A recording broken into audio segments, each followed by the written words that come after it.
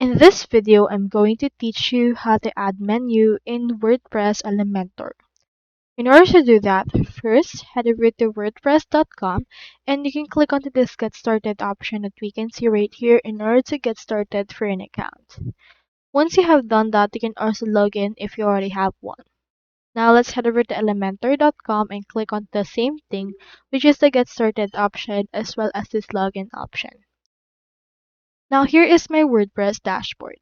In order to add a menu, you can head over right here to your pages and then look for the actual page that you want to add that menu. For example, let's head over and choose in here this one and click on this Edit with Elementor option. Now we can see in here this. You can just locate in here this search bar and search in here for the widget for the menu. We have in here this menu option, so you can head over and then just add it wherever you want to put it in your page.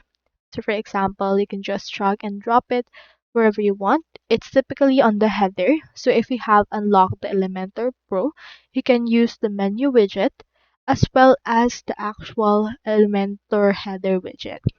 If you don't want to actually get the menu widget but you still want the same menu outcome, what you can do is you can add in here some text, which is some heading text, and then name it. For example, let's name this Events. You can change its style depending on your liking, such as its color, and anything that you wish to actually get out of this. I have in here this. You can also make this smaller if you would want by changing its alignment and the likes. Now from this, you can actually click on Advanced, scroll down, and add in here some custom CSS. And if you want to add some links for this, you can head over to the content and add in here a link that will correspond to that page. In that way, this will serve as a menu. So that's how you add menu in WordPress Elementor. Hope we helped.